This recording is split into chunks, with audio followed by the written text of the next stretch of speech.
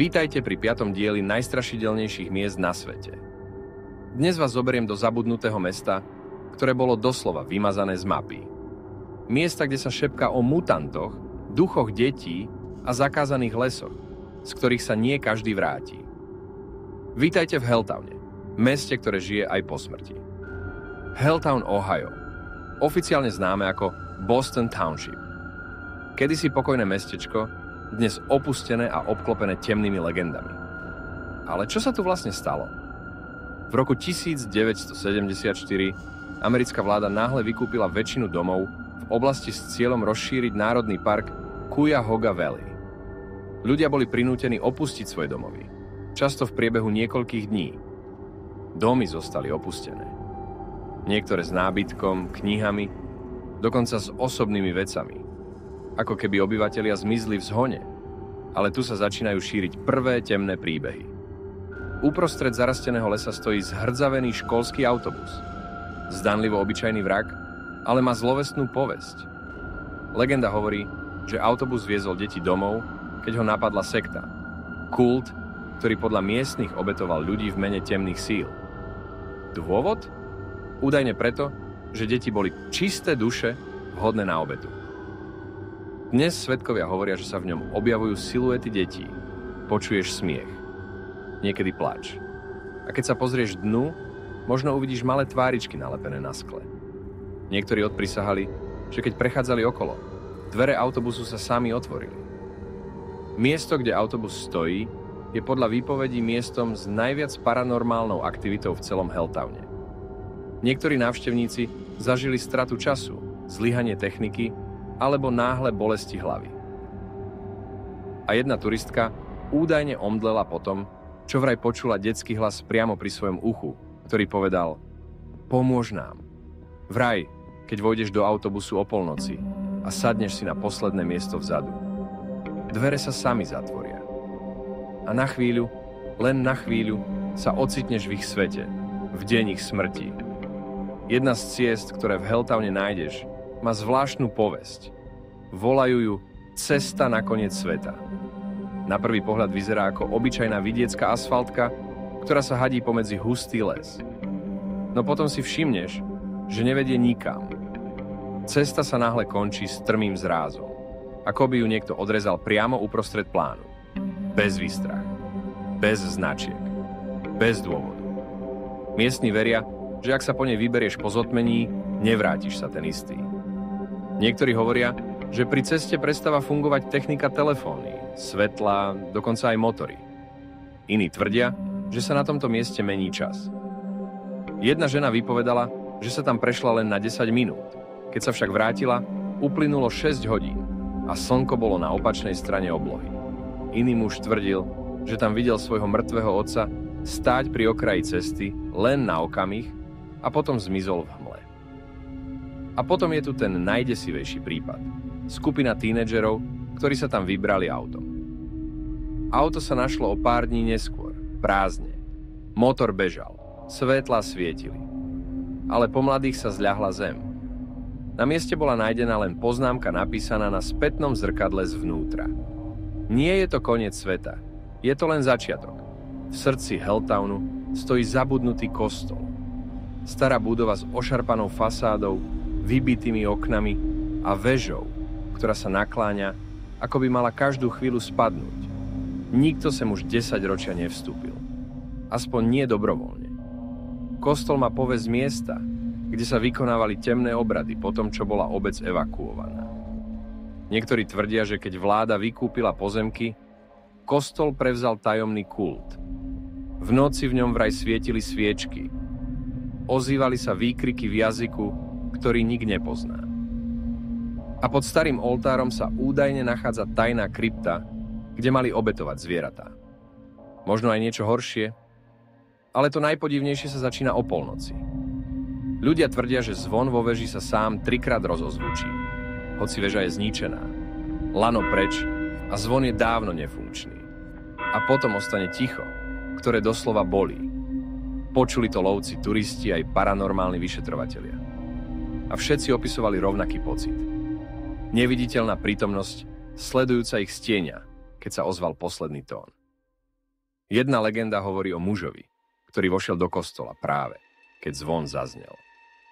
Našiel starú lavicu, sadol si a začal sa modliť. Keď ho o 3 dní našli, sedel na tom istom mieste. Nepohol sa a jeho oči boli celé čierne. Nikto dodnes nevie, čo videl. Miesto je dnes zapečatené. Na dverách visí hrdzavý zámok, ale miestni hovoria, že sa niekedy otvára sám. A keď sa priblížiš, cítiš niečo studené. Nie vietor. Niečo, čo dýcha za tvojim chrbtom. V 70. rokoch, keď vláda začala vykupovať pozemky a presťahovala obyvateľov, niekoľko ľudí sa odmietlo odsťahovať. Neboli to bežní obyvatelia. Podľa niektorých išlo o členov tajného kultu, ktorí verili, že práve v Helltowne sa nachádza priechod do iného sveta. Zabudnutý kostol sa stal ich svätyňou. Na stromoch sa objavovali znaky vyrezané nožmi, ktoré nikto nevedel rozlúštiť. A v lesoch mizli zvieratá, turisti, dokonca aj vyšetrovatelia. Jeden lesník vypovedal, že našiel kruhové miesto s udupanou trávou, v strede ktorého bola čierna zmena pôdy, ako keby tam niečo zhorelo, alebo niekto. Podľa najznámejšej legendy kult uctieval bytosti z inej roviny, ktoré sa mali prejavovať cez rituály s krvou, ohňom a zrkadlami. Miestni tvrdia, že keď niekto použije ich zakázaný symbol, 3 prekrížené kruhy, začne sa mu snívať o očiach v tme. A tie oči sledujú aj po prebudení. V roku 1984 sa 4 tínedžeri odvážili v noci prísť ku kostolu. Našli knihu na poli zakopanú v zemi. Zvedavosť ich donútila čítať z nej nahlas. 3 z nich zmizli. 4. našli o 2 dní neskôr, ako blúdi lesom bez stopánok, celého od krvi. Jednoducho povedal, chceli len, aby sme počuli. Teraz už viem, prečo nikto neprežil. Vraj, ak počas splnu zapáliš sviečku pri kostole a povieš nahlas ich meno, kult ťa zaznačí.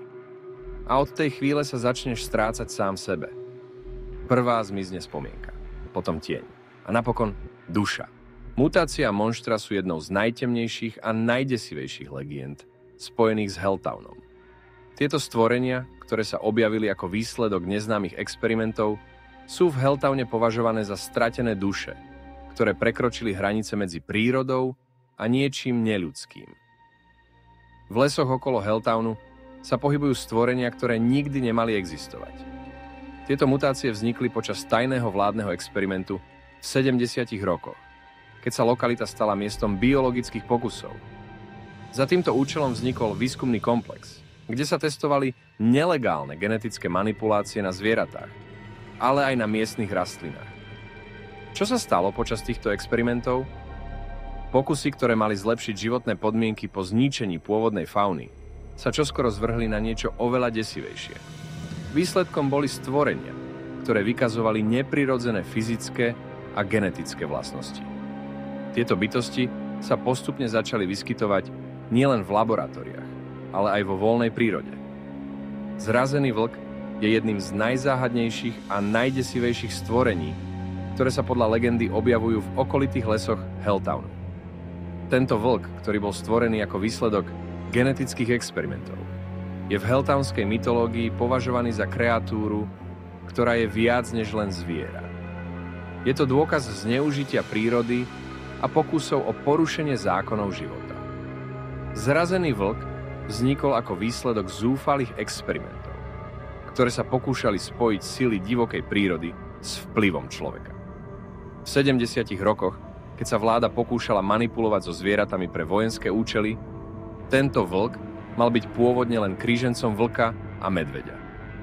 Avšak experiment neprebehol podľa plánu vlk, ktorý mal slúžiť ako dokonalý lovec a ochranár. Bol vystavený neúmernému množstvu genetických zmien, ktoré mu pridali neobvyklú silu, ale aj neľudskú agresivitu. Výsledkom bola monštruózna forma, ktorá sa začala odlišovať od všetkých známych zvierat. Zrazený vlk má labky veľké ako lopaty, ktoré zanechávajú obrovské stopy, na ktoré sa dá veľmi ťažko naraziť. Každý krok je počuť na niekoľko metrov a otlačky labiek sa zvyčajne objavujú na miestach, kde ich nikto nečakal. Jeho oči sú tak neprirodzene veľké, že sa zdajú byť neustále pozorujúce. Jeho pohľad je intenzívny Zrazený teda neodkazuje len na vonkajšiu deformáciu, ale aj na jeho psyché. Je to názov, ktorý zachytáva niečo, čo nie je celistvé, niečo, čo je stále zranené a nekončí. Tento vlk je totiž stále na ceste. Nikdy nezahojil svoje rany a nikdy nebol schopný sa vrátiť do prirodzeného stavu.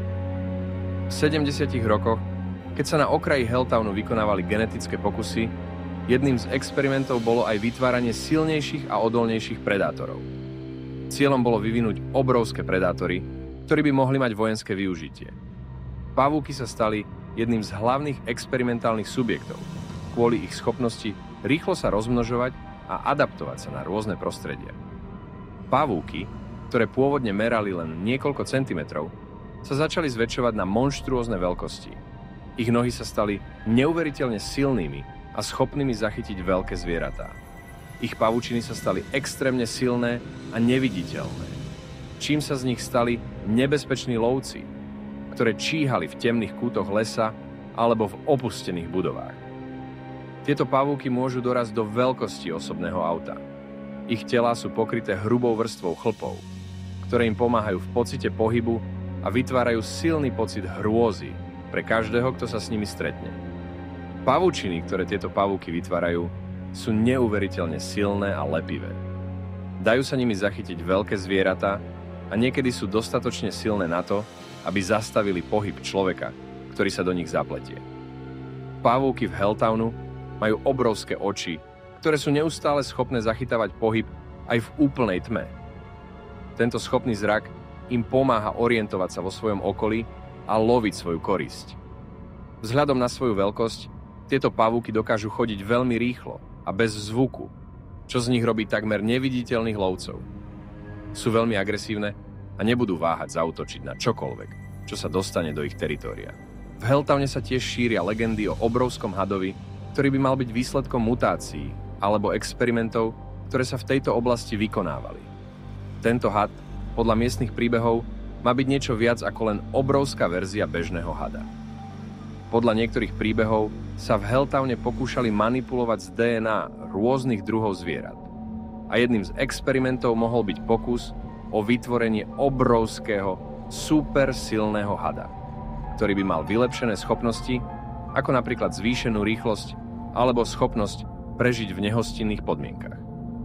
Tento had mal údajne rýchlo rásť, až sa stal dosť veľkým na to, aby mohol loviť väčšie zvieratá a dokonca aj ľudí.